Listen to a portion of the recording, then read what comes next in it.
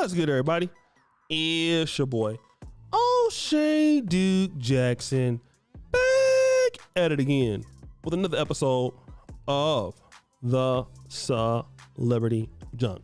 Gary Owen recently was on a podcast with Nick Cannon, and you know Gary Owen is considered to be a white guy who is invited to the cookout. We know we always have one, all right? We always have a white dude that somehow is just in the black community. I was looking at a few months ago, there was a white dude in Milwaukee. He was actually the church organist. I mean, he was for a Church of God in Christ church, and he was really good too. I mean, he might as well have been a black dude. All right, like he was the minister of music at a black church. So if you're a white dude playing at a black church, you gotta be good. So you always have that one. And Gary Owen, I believe he's from Cincinnati, Ohio, is that one.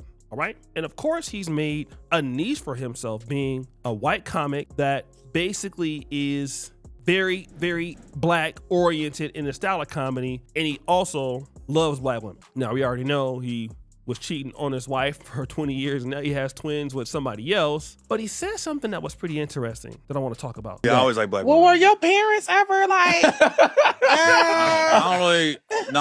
I didn't really care about it. I'm not. Well, I mean, I understand that. Who knows? She probably saying your parents racist. Is what she's No, trying I'm to say. just saying a lot of times white parents don't necessarily want to see their kids with other. Oh, You get what I'm saying? I do Keep the white think- race strong. I will be honest. I think it's a lot easier as the son bringing a black girl home I than believe a that. white girl bringing a black guy I home. believe that. That No, would that hit I different. believe. So Yeah. that's That- different. that So makes to sense. say one of my sisters brought a black guy home, the response might have been a little different. Let me talk about this. He says something that's interesting. You know, black women always talk about black men that go out and date white women and marry white women. What is not in that discussion, however, is what he just talked about, which is if you are a black man and a white woman has a white father and they bring you home, look at the issues that you have as a black guy. See, we never talk about this in those things, and this is very imperative, very important, and these are some of the issues that black men's facing, or they do face with interracial dating. It's all good until you got to go and meet her father. And once her father sees you, what does he see? The father sees that basically the DNA of what he looks like and what the family is will change forever, okay? And then whatever negative stereotypes about black people or black men that he has. This is not all the time, but we must say on average that this must be at least going through his mind, right? But he said also, but if he brought home a black lady, now if his sister would have brought home a black man, it'd been different. But he brought home a black lady. His dad, who was white and racist, by the way, didn't mind him bringing home a black woman home. And why was that the case? Let me say this without getting canceled.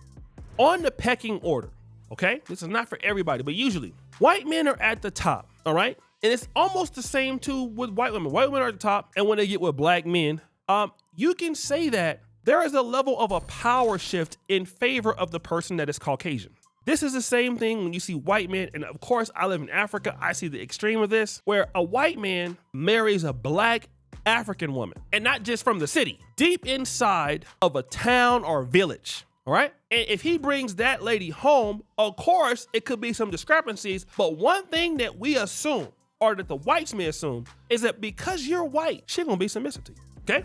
Let me tell you what else happened. I'll be honest. This dynamic of power between white people and black people and white men and black women is something that they don't want to talk about. Because what the father understands is usually she gonna do what she need to do to keep you. Because where is she gonna find somebody else that's like you? I think that might be an assumption that we can make here. Look at what I talked about the other day. I talked about Amy McClure and Justin McClure, the Nigerian American woman who was born in Nigeria, who has so much smoke for black Americans, but married a white guy by the name of Justin McClure after she married one white guy before who abused her and gave her twins, was a deadbeat dad, went out and got another guy by the name of Justin McClure who had been a nobody in life, basically started the McClure family channel and all that, the McClure twins. He made a lot of money being a kind of director of these family vlogs, and those people make over $600,000 a month. He said, I'm not giving these girls anything but $500,000 once they get 18. Now, these girls are still making money, almost $7 or maybe $10 million a year with brand deals and all of that. Who knows what investments they have? And the Nigerian mother is just sitting back silently. And the reason why she can't say nothing is because, I'm gonna tell you right now, it's the power dynamic that white people have with blacks, and especially with white men and black women. That's a power dynamic there. And black women always talk about black men going into the white woman's. Listen, that's actually challenging. We talk about why do black women and white men stay together for so long? It's the power dynamic. Power dynamic. I mean, the white man is the highest pecking order that you can get typically when it comes to men on average. All right, it is. And white guys understand this. Like, why do you think they go to the Philippines and in Asia so much? Talk about the black man as the passport, bros. And these guys show up, they show up to Africa. White guy could show up to Africa. Big booties and everything. If he want those ladies, look, the woman not gonna give the same hard time that they may give some of us brothers. Now, I will say black American privilege is alive and well. We're gonna be honest. You go to Nairobi, you go to Kigali, Rwanda, you go to Uganda, look, you black American, somebody know it, it's gonna be a lot easier. You will get a lot of play. It's the truth. We're gonna be real. Zaddy comes through, Zaddy can be 60. Zaddy can be 60, broke and dusty, old sandals on. Somebody would be over him in the club. Let's say I had a speed dating event last July. It was at a restaurant called Zimbali. We have a friend here that's an American. He's Caucasian Jewish, and he happened to be there.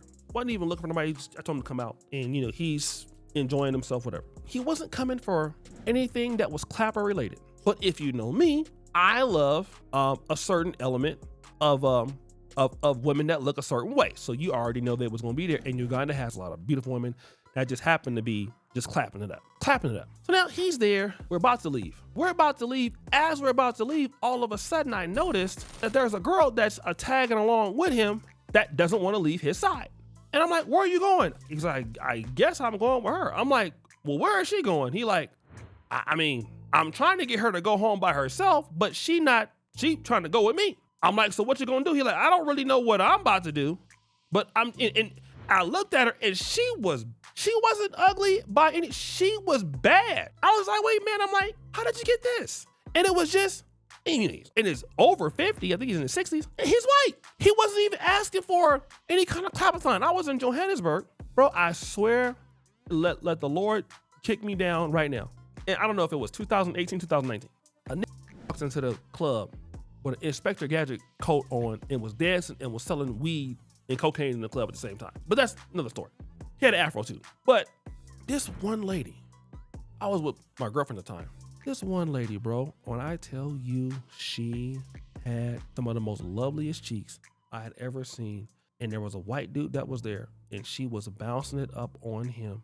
Boy, the pain that came into my eyes, I just couldn't take it. It was clapadocious. I mean, she was just bouncing on him. He couldn't even handle all that. And you know why that was? The white man. Zaddy can do that. Zaddy can come over doing that. So a lot of these ladies out there that be down in black men because going to white women because it's easier. A lot of black women might not say it, but there's a power dynamic as to why they want to deal with some of these white men, in my honest opinion. And that's why a lot of sisters be real submissive with some of these dudes. Not all of them. And these white guys, they daddies understand that dynamic and they don't get mad. Oh, you got your black woman. Oh, okay. I see you. It's understood why. So guys, what do you think? It's your boy O'Shea Duke Jackson back at it again. Another episode of The Celebrity Drunk. What you before you do? Subscribe with the bell. We're out.